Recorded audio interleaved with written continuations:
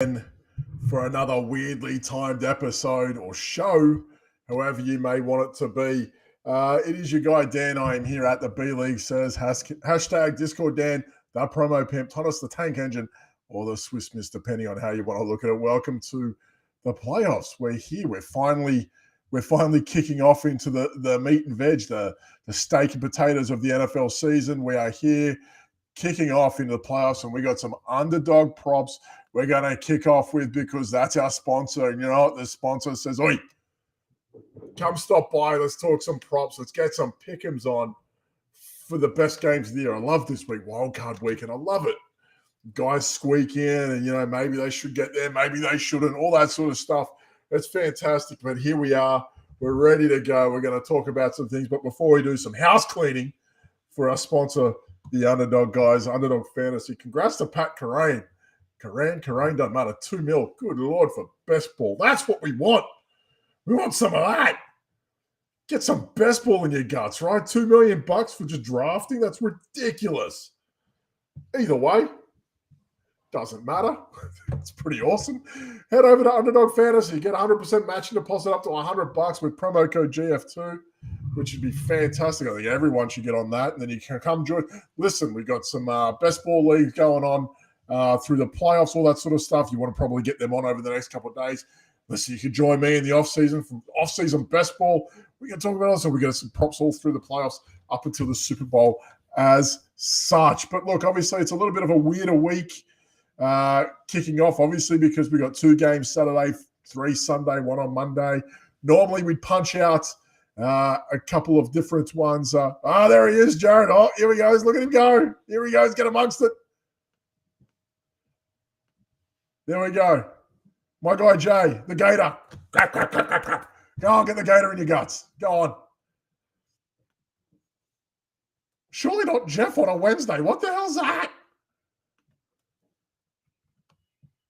I like talking about the Browns. You just hit the unders on them. It's great. Easy money. Nah. Why would we want that? Why would we want to excite the fans? Still no intro music. Jesus Christ. My God. That's all right. Doesn't matter. All good, but it doesn't matter. Look, obviously, as I said before, it's going to be a little bit of a different episode today. Normally, I'd punch on one game, talk about 3 and a few alternates. Look, we've only got 6 games this weekend, so yeah, boys going to try and touch on all of them. That's cold. Hit the under on the Browns. Yeah, I mean, come on. It's cold today. It's colder than a penguin scrotum, let me tell you. It's freezing out in New York today. It's cold. Just like those Browns odds. I'm not gonna post that, Jared. I'll let Jeff read that.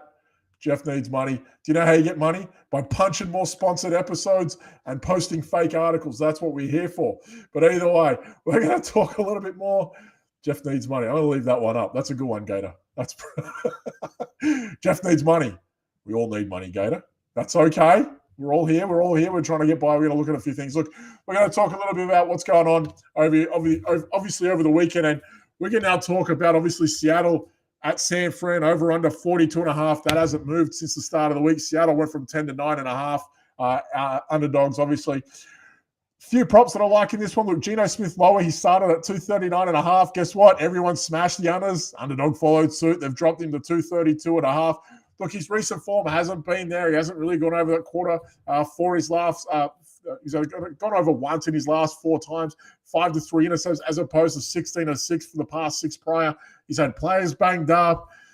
It hasn't really fallen his way. Look, and if anyone was ever going to be a comeback player for the year, Geno Smith's going to be a guy, right? He's come back from obscurity. He might not have been hurt, but my God, he was hanging out there in the doldrums. He's one of those guys. I think he's going to meet his match this week. San Fran, tough matchup for quarterbacks, and I just don't like his odds. Look, he was okay. He played against him a few weeks ago. He put up about 238, which is close to his quota. He also put up sub 200 on the road with an intercept earlier in the year. So I think that's probably more replicative of what's going to happen. I like that happening. But I tell you what I do like, and only because it's more of an anomaly, and normally I try to stay away from anomalies. It's happened once. It'll never happen again. Look, Ken Walker, higher than 10.5 receiving yards. Look, I'm going to hang my hat on recency bias here because, again, fingers crossed, we're going to pray all that sort of stuff. But he's had maybe 2 decent games in the receiving with receiving props as such. One of them happened to be against San Fran. He punched out like 30-odd yards, 32 yards. It was his second highest. He had 50 against Tampa. So, look, it's risky because 4 of his last 5, he's only had 1 target in them. But that 49ers game was wedged right in the middle. And that might have been because Tyler Lockett was hurt. He might have had a bit of problems, obviously, going through. But look, San Fran, they're about mid when it comes to allowing yards per game through the air to running backs, about 33 games. So we're looking at 10.5 for Ken Walker. Look, if Travis Homer's no there, look, Dallas DJ DJ. Look, I mean, that's something that that could be something that goes on there. Look, Ken Walker was 10.5 receiving yards. Look, it doesn't really happen for him, but when it has happened, it's been specifically structured. Again, Tampa, it's one of those games. We're going to talk about Tampa a little bit and the receiving game, Tony Pollard. But Ken Walker, again, that one game against Stanford, he has had against them this year. He did go off for 30-odd. I kind of like that to follow suit. So those are the 2 that I'm looking at this week specifically for that game on Saturday afternoon. I'm going to get to the chat in a minute, but we're going to look at the Chargers in Jacksonville. Before I do, where are we at? It's 9 degrees here. Good Lord, Troy. No thanks. Whoa, Mr. Yeti, you have to wait before I talk about my Giants and your Vikings. You have to wait, my friend. We will get there. But here we go. We're going to talk about the Chargers at Jacksonville. Who would have thought Jacksonville with a home playoff? Unbelievable turnaround by Doug Peterson. Look, everyone's talking about Brian Daboll, Coach of the Year. What that man has done with Trevor Lawrence, okay, it's probably more of an expected thing for him to kick off with Lawrence than what Daboll might have been with Jones. But look, the Jaguars' turnaround has been freaking phenomenal. Chargers started at -1. Now they're at -2. So the favoritism is starting to come in over the line as it changes. Still at 47.5. Look, if you had got on this prop earlier in the week, Travis Etienne higher than 88.5 total yards or combined yards, however you want to look at it. It seemed pretty easy. It's starting to come up over the past 24 hours. It's up to about 94.5 now, and I can see that going over a little bit more because the pundits will get on it. That's what Underdog does. If you have been following along all year, you'll see that their numbers, they will follow the market quite quickly. People start hammering the overs. They raise it up just enough to throw you off. So 94.5 you would think is going to be a tough one. But look, the Chargers on the ground, they give it up a fair bit, around 130 a game, which is pretty rough. And look, they just can't deal with it. And ironically, Etienne, when he played against them, he did struggle. And Lawrence, the Chargers were absolutely dealt by the Jaguars early. They got absolutely pounded by them. Etienne really didn't do much. At that point, he was in a timeshare with James Robinson. If you can remember that far back, it feels like forever ago that James Robinson was a Jaguar because no one's heard his name probably the last 2.5 months, which is probably when he was relative in week 3. So, that's what it was. Trevor Lawrence killed him. And look, Etienne was a bit of a timeshare. As I said, look, he is streaky. He has those clusters of like 100-yard games or 115 total combined, and then he goes for like 30. And then you'll have a few weeks in a lull, and then he'll come back up to above 80 for a few weeks, and then you'll come back down again. It's very weird how he gets pushed and then pulled back. And obviously in the playoffs, you want your best players making plays. Etienne, I feel like, is amazing as Christian Kirk has been this year, and a revelation Zay Jones has been over the past month and a half. Evan Ingram this year has kind of stood up. Evan Ingram learned how to catch a ball. Holy shit. Could you imagine what would have happened? The Giants would have been 3-time Super Bowl champions if Evan Ingram could catch a fucking ball. That would have happened already, but doesn't matter. We'll get passed by that. But the climb up to 94.5 does bother me for Etienne. And I was fairly confident hitting the overs on that. Look, I think what you'll find is a lot of people are going to stay off this now. And that's fine. What you could do is wait till Sunday to see more information because, again, you're going to let people make those bets for you and they will adjust the line. If you can see that line coming up even more, you might want to hit the under on that. But I still feel pretty confident he's going over 100 total. So I'm feeling okay about that. What I feel great about is our buddy, Mr.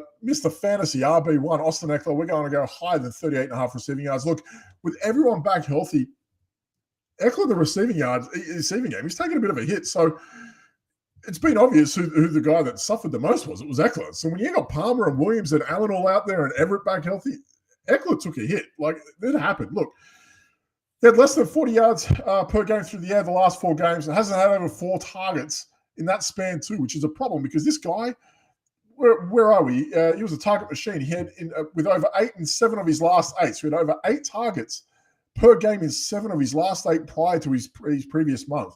The Jags do struggle through the end running backs. They give up the second most yards per game to the position, 47 per game on average. Their previous meeting this year, Eckler did punch 8 for 8 and 48, and that was at home as well for him. Now they're on the road in Jacksonville.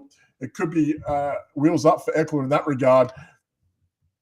I like the idea of this game blowing up, and if it does, we're in for a bit of a treat. I kind of like the making of this game. It was like 38-10 last time these two met.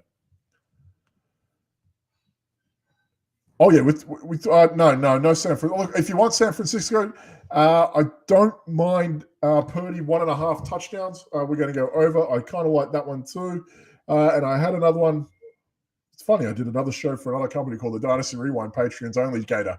I do punch out shows for them where I covered a little bit of that off the top of my head as well. Look, Seattle do give it up to tight ends, and even though Kittle does stay away from the limelight with Deebo Samuel, I kind of like him over. Oh, he's come up a couple of yards. He was at 41.5 yesterday. I don't mind him at 43.5. It'll be tight, but they do give up the big play, so we can go with that too. So if you want Purdy 1.5 over and Kittle over as well, you can hit on that as well. We're going to get into Saturday's games. My God, what a day. There's some big games on. We're getting some big games. Now, one of my favorite games this week is very dodgy as hell. It's dodgy as hell. It's my favorite. I love dodgy plays. I love them. We're looking at Buffalo, Miami. Now, the reason why this is dodgy as hell, because as of about, let me have a look. Let me double check, because I have seen nothing. Nothing, still nothing on Miami play. There's still 0 props. And when I put this show together a couple of days ago, there was only 3 Buffalo props that had hit. So it was kind of interesting to see how that had worked. But what I can tell you is this: Miami, 10.5. They started the week. They're now down to 9. And it was at 45. It's now up to 47. So you would think Vegas is telling you Dolphins are probably going to have 2 or at least Teddy Bridgewater, and this is going to open up a little bit more. So that's what they're telling us with those numbers starting to come up. Here's what I like this week. I like Dawson Knox to go lower than 32.5 receiving yards. Now, for those in our underdog group at Going for 2, I told you last week, Dawson Knox is a myth. It's one of those things. You'll have a 100-yard game and go for 12 for the next 7 weeks. This is just one of those weird things. Look, we could turn our attention to 4 weeks ago where the guy punched out 6, 98, and 1. And that's all well and good, but the guy hadn't crossed 30 yards versus the Dolphins since week 2, 2020. He had 36. And earlier in that year, he had 32. The Dolphins, middle of the pack versus tight ends. The Bills, as a whole, haven't really lit them up. Look, the Diggs and Davis, I don't mind Gabe Davis. They're at 48.5 rec yards this week. Diggs, he gets held to like 65-72 to Miami. So you can have he's had that one big blow-up game, but everything else, he kind of gets contained quite well against Miami. So I don't mind Gabe Davis in straight yards, but Knox's effort a few weeks ago was an absolute anomaly. So I'm going to hit the unders on Dawson Knox at 32.5 receiving yards. I feel like a lot of people, for some reason, they're going to go over. They're just, for whatever reason, they just say Buffalo over. We're going to go higher. We're going to go higher. This isn't a higher under show. We're not going to do that. We talk higher and lower, not over and under. So Dan suffers again. Sorry. 2 o'clock on a Wednesday and I'm drinking Korean wine. Very good. Whoosh, no good. But it is what it is. So people they see Buffalo go higher. It's not really the case all the time. Again, Diggs at like 77.5. I look at what he's been doing lately. It's like, maybe not. But, I feel a bit more confident in like Gabe Davis. Obviously, his yards per reception are incredibly ridiculous this year. And against Miami, they do give up the big play. But again, I'm looking at Dawson Knox, and for him to go over 32.5, he's probably going to need 3-4 receptions. He doesn't do that anyway. So I feel like it's a bit of fool's gold in Dawson Knox this week. What I do love this week, I love Josh Allen lower than half an intercept. Look, this year's been a weird one for Allen. Look, he's thrown his second most career intercepts this season with 14, but that gets overlooked because he had 42 touchdowns. 14 intercepts. Oh, no, please, no. 42 touchdowns. I'll take that every day to the bank. I get it. But he's only had 2 picks in his last 8 matchups versus Miami, so he's pretty sound against him. Obviously, when people play common teams, they play like the division rivals. Normally, mistakes happen more frequently. They've got a better feel. Allen's been pretty sound against him. It's normally the Patriots where he gets killed. Dolphins don't really do that on him. And, Dolphins can be had through the air as well, so he's fairly safe. Look, he's had none this year versus the Dolphins, and his last one coming in was week 2 last year where he had an intercept against the Dolphins. So I feel pretty good against it. It does tend to tighten up through the playoffs. He's very safe through the playoffs. He's only had one pick in his last 6 outings. So he's pretty good in that regard, Josh Allen. I really feel, you look at the quality of opponents he's playing in the playoffs, it tends to get better. He makes less mistakes. It's pretty good. It's quite impressive, really. So I like that for Josh Allen this week, which is nice.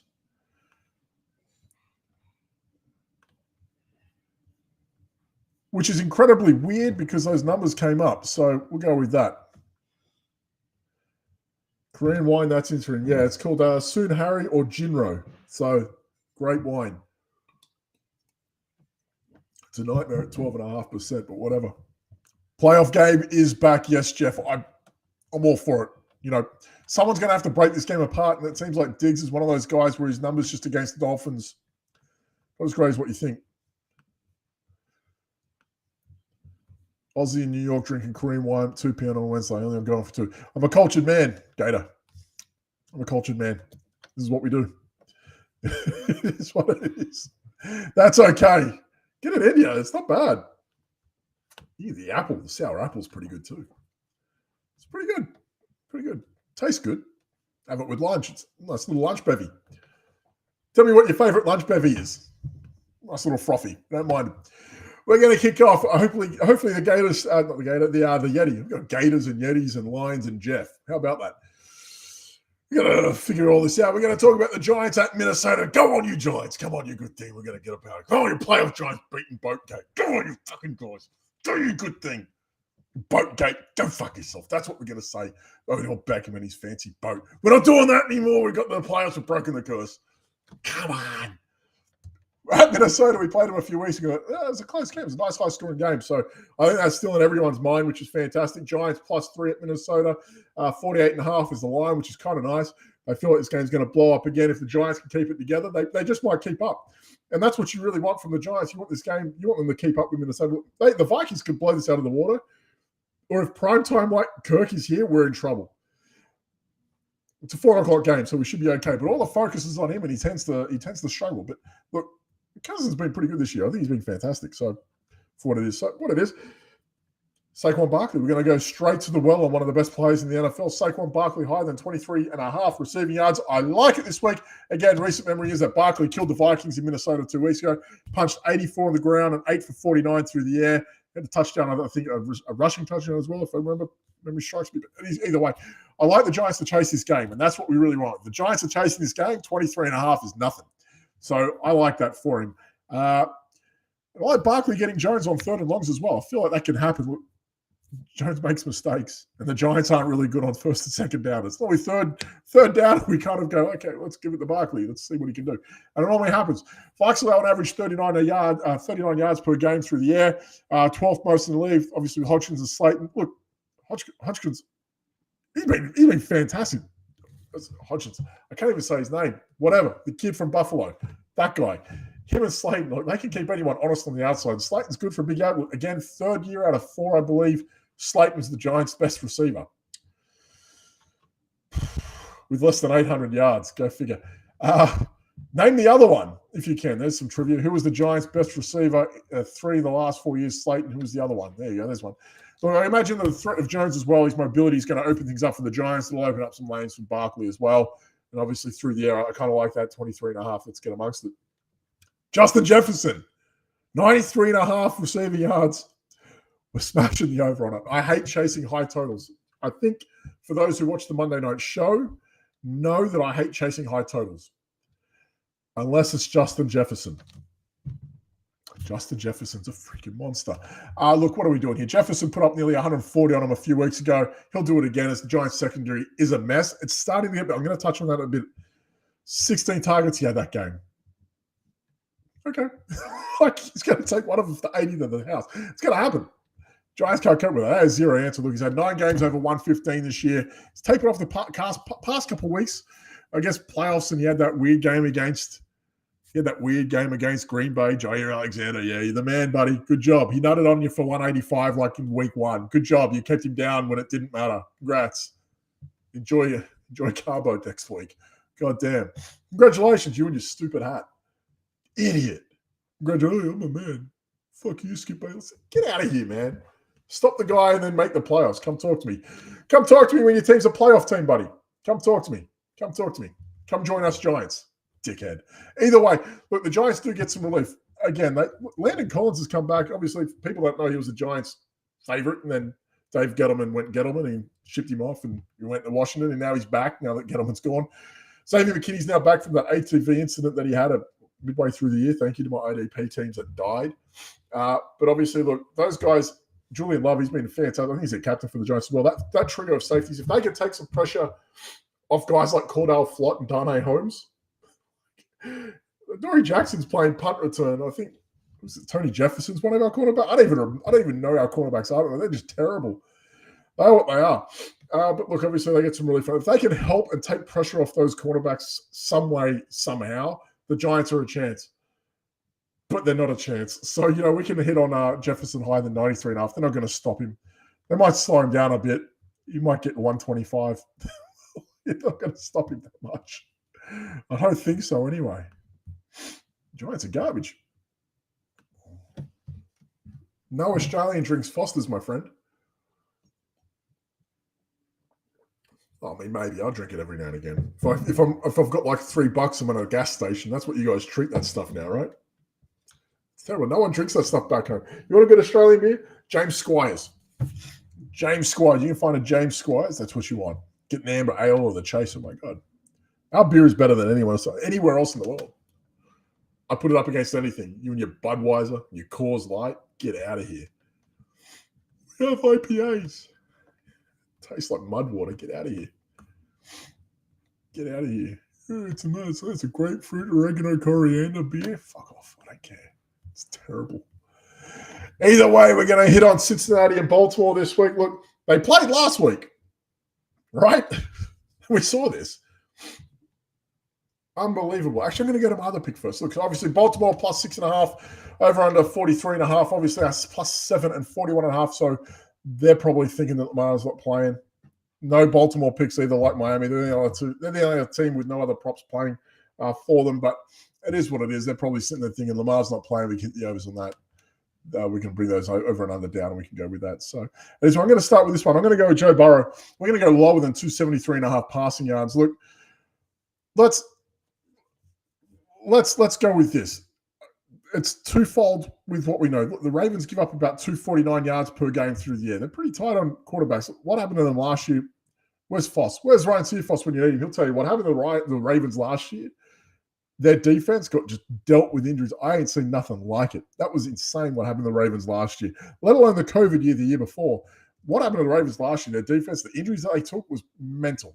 No team goes through that. That was garbage. 249 a game. It's not too bad. I think the player totals, you count up all the player totals that the Bengals are getting on Underdog, comes up to about 239.5. So they're not even sure that these guys are going to hit over anyway. 2 games Burrow's played against the Ravens. He's thrown for 215 and 217. Now, look, what happened last week? Look, that was a tough one as well. Look, they're coming off what happened Monday night. They didn't know what was going on through the week. We could say that, they had a rough week in prep for the Ravens this week, but he did the same thing a few months earlier. So it's not really like, it's an anomaly. He did it this what happened. I feel like his high quota, or at least his higher quota, are twofold. It's his average and what he did last year. So what he did to him last year was insane. Threw for 416 and 525 in the regular season on him. So he threw for nearly 1,000 yards on Baltimore a year ago. And he's not even near half of that at this point. So that's a problem, right? His career average is about 280 against the Ravens too, and he hasn't got near that either. So we're talking about a guy, the playoffs are there. There's no Lamar Jackson. They might be using the ground game a little bit more. They might be able to run on him. He hasn't hit his average at least. Why are we going over 273.5? I don't understand. It's a very high total for a guy that isn't doing it lately and probably won't again this year. So I find it weird that he's been given the high mark. His averages aren't coming up. The players that are around him, they're not given the high enough receiving totals this week over on Underdog. I feel like they're going to say everyone's going to hit under. It is what it is, but under 230 or lower than I keep saying under, lower than 273.5. I've got to stop doing it. Get the verbiage right, Dan. We are going to go. The only receiving total I kind of like for the Bengals this week. I like Joe Mixon higher than 24.5 receiving yards. Look, they did play them last week. I'm sure Baltimore will adjust, but it seems as though Samaje Perrine's work has slowed down. Joe Mixon's kind of taken that role from him. It could be a thing the Bengals exploit one more time. Mixon's plucked back that 40-yard receiving game he's had, and he's been under, 30 receiving yards only one time since week 7.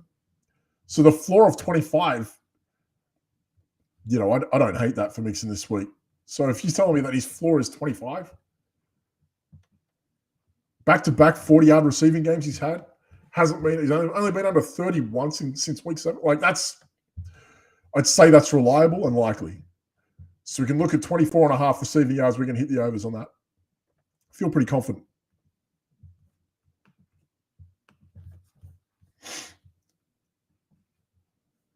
I'll just assume you drank Foster's. Thanks, Yeti. Justin Jefferson over, Yeti. It's happening. He's going higher. It's happening. Either way. Monday night's game. I don't believe there is a Monday night show this week, so I'm going to give you 2 for this week. I'm going to go with that. Dallas, minus 2.5 at Tampa, over under 45.5. So Dallas, road favorites. I don't think the only other one that's a road favorite is, I want to say, the Chargers. Chargers at Jacksonville are the only other road favorite this week, which is weird. Well, not really weird. Playoffs, right? Everyone's at home that should be at home. Either way, now, I'm going to talk about this one first because I'm going to go on a rant soon. We're going to go with Chris Godwin higher than 69.5 receiving yards. Nice. Godwin's turn of form since midway through the year has been a story in itself. From weeks 1 to 9, he hit an average of 57, with 3 games under 45 in that time. And from weeks 10 through 18, he added an extra 20 yards per game for 77 on average, with only 2 games less than 63. Look, his week 1 performance versus Dallas isn't something that I overly look at because obviously major surgery. I didn't even know if he was actually going to play. They were like, oh, yeah, no, he's going to play. He's going to play. I'm like, come on, get out of here. We got the doc. The doc's telling us that it's not going to happen, or it should happen. But I think anyone knows. I feel like our audience, collectively, we've torn, I think everyone's torn an ACL or a PCL in this group, right? I think we've all done some stupid shit in our time. We've all torn something. Jeff walks around as a broken ACL. I'm pretty sure Jeff doesn't have an ACL intact. I'm certain of it.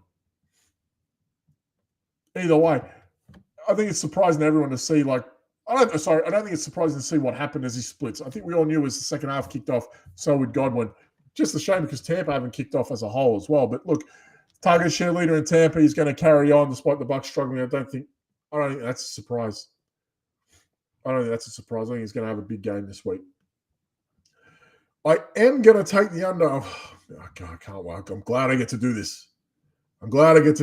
Dan's gonna have one. Look, I'm gonna take the under or the lower under. I'm gonna stop saying under. 2.5%. You're killing me. We are going to take the lower on Tony Pollard at 22.5 receiving yards. What? Establishment. The establishment is shaking their fist. Damn you, Dan. Damn you. Don't say that. Don't talk ill about Tony Pollard. Go fuck yourselves. That's what I say about Tony Pollard. Look, you guys are treating this guy like he's Austin Eckler. Stop. Stop. I don't care. Stop. Enough. He's not. Stop. Look, first things first, the Bucs, let's just clear this out of the way. The top 3 against running backs through the air. They don't let it happen. They don't stop any. They stop everyone through the air, bar 2 other teams. They are very efficient in that regard. They give up about 23 total yards in the air per game to the running back position. 3rd fewest in the league. Second of all, Pollard, for better or worse, injuries and whatnot, feels like he's been losing a little bit of ground to Zeke. Zeke's been coming along very well as the year has gone on. It's been happening, but this theory that Pollard is this receiving monster, that is not true. Damn you, Dan. Don't say that. No, it's not. It's really not true. Look, let's just get on with that. On the road, he's been even worse. Look, in 9 of his games this year, he's been under 20 yards. In 9 of his games this year, he's been sub 20 receiving yards. The games where he blew up, Cooper Rush was under center. He's had 371 receiving yards this year. You think he's amazing, but it's only about 35 yards more than what he had last year. It's not that great. It wasn't some massive, oh my God, he went for 600, 700. No, he hasn't. Still sub 400. Nothing changed from last year. He had 3 massive games this year through the air, which is great. And kudos to him. He's had 3 massive games through the air, which got him to 225 of his 371 yards. 3. We're talking about 60% of his total came in 3 games. Out of 16, that's 13 games of what? All right? 60% of his total came in 3 games. Every other game, he's averaged 16 receiving yards per game. 7 games on the road, he's had 161 receiving yards, 109 of them in 1 game versus Minnesota. That gives him an average of 8 yards per game in the receiving game on the road. And now he's going on the road to Tampa, who don't give it up through the air to running backs. Is that a dog? It's okay. So he's not going to give it up, and he doesn't give it up, and then you're not going to get it. So we look at him, we think he's doing a lot. The reality is it's far from the truth. He's not getting it on the road. He's not getting it on the ground, except for 1 game. What are we doing here? Mental. So Tony Pollard, less than 22.5 receiving yards this week.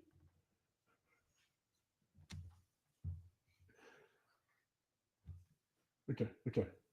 So it's not going to happen.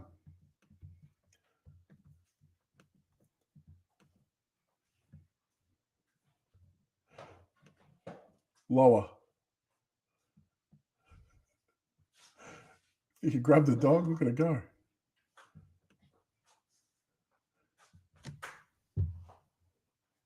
Look at that strength. Good girl. Go. Yeah, I know. That's all good. It's all good. It's okay. 2 o'clock on a Wednesday. That's what we're doing here.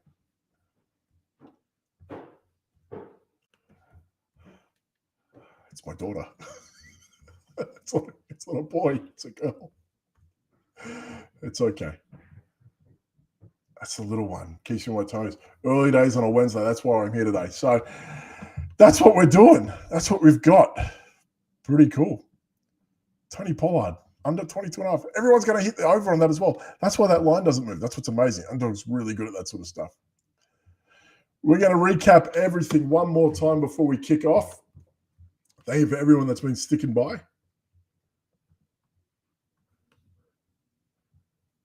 Oh, the dog's a shithead. That's what he is. He's a good little dog, but he's going blind. You don't know what he's doing.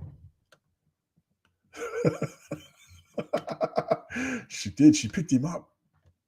And she grabbed the iPad. I'm pretty impressed. She got the double in. I'm pretty happy. She grabbed both of them. Strong little unit, that one. Pretty happy with it. Either way. One more time. GF2, promo code. GF2 at underdog.com. Promo code GF2, 100% matching deposit up to $100. If you haven't already, come over to our Discord. We've got a whole prop bet section. You can get amongst it over there. Come talk to me, find me, and then tag Gladys and ask her any start-sits questions because she loves it. Either way, it doesn't matter. Saturday prop Seattle. Again, we're going to go Geno Smith lower than 232.5 passing yards. We're going to go Ken Walker higher than 10.5 receiving yards. We like that one. Charged at Jacksonville. We're going to go Austin Eckler higher than 38.5 receiving yards. We're going to hold on Travis Etienne if you feel confident enough. He went from 88.5 up to 94.5. I'm still going to go over, but if you don't feel confident, wait till Sunday. If it rises a bit more than what you're comfortable with, you can hit the lower on that.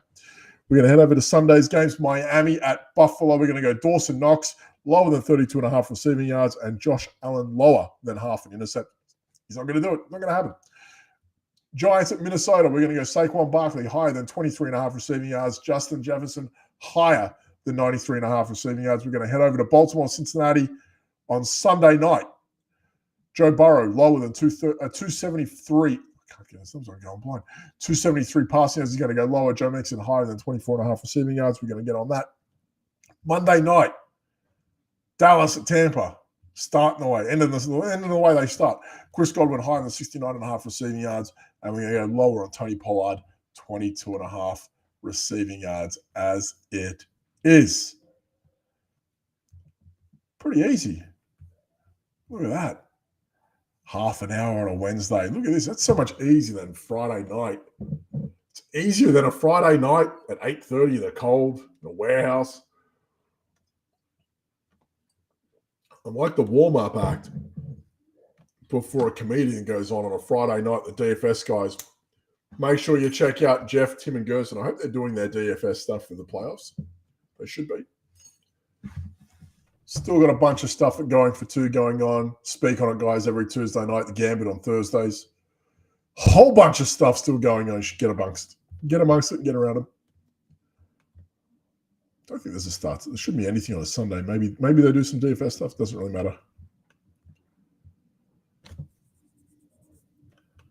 Man, Gator loves it. We're going to get that money. We're going to have a look at it. Get some good props on. Head over to that Discord. Find us over there. YouTube, subscribe. Hit the alerts button. Come find out. Come find the show. Hit those podcasts as well. Get the alerts, all that sort of jazz. One more time. I am Dan at the B League Says. Discord Dan, promo pimp, Thomas the Tank Engine, or the Swiss Miss. GF2 promo code at underdog.com. 100% matching deposit up to $100. Thank you for joining me this week. We'll be about next week. Same time, same place, give or take. Having a look at some more props and pick'ems from Underdog, our sponsor, our amazing sponsor that loves to just give us money. Here you're going for two. Take some money, put some bets on. No worries. I think I'll do that. Yeah, we'll get around it. Get on a few. And we'll go from there. If you have any questions, come find me. I am on Twitter somewhere at the B League Says. Find me in Discord, though. I don't like Twitter. It's jump the shark. Elon Musk, go fuck yourself. I don't want to deal with your shit. Got to pay for a check mark. Fuck off. I wasn't going to get a check mark anyway. What do I pay for one now? Dullards. Absolute dolt. Either way, we're going to kick off. Thanks for joining me. Have a great week. Safe bets.